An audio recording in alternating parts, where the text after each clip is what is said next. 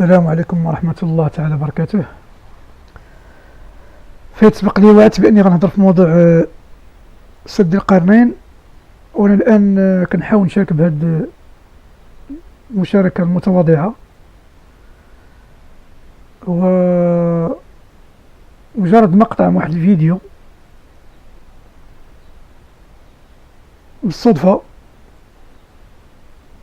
خطرت لي فكرة طريقة بناء سد القرنين، وأنا غادي نوضع بين أيديكم إن شاء الله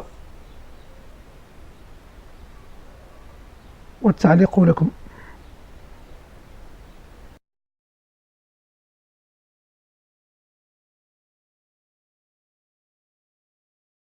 Ni la roue, ni la grue.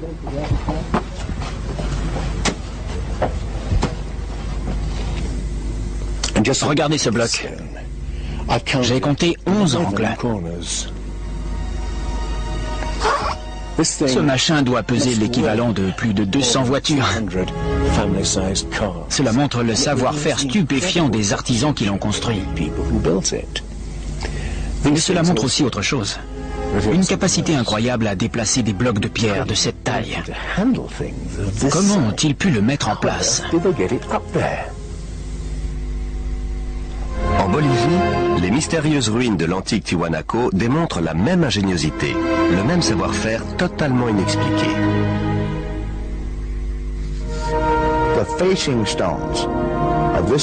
Les blocs de pierre frontaux ont été ajustés impeccablement. On a essayé d'introduire une épingle à la jointure des blocs. Impossible, à aucun endroit. Quelle perfection!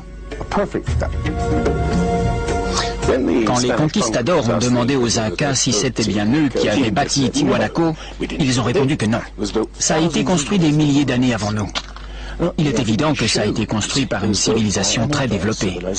Mais une découverte faite tout à fait par hasard nous montre bien son degré de sophistication.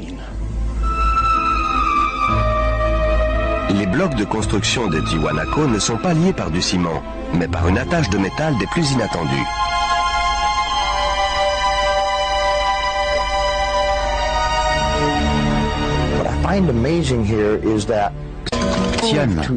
C'est que pour se déplacer entre les différents blocs de pierre qu'ils devaient agrafer, il fallait bien qu'ils aient une sorte de forge portative qui maintienne le métal en fusion.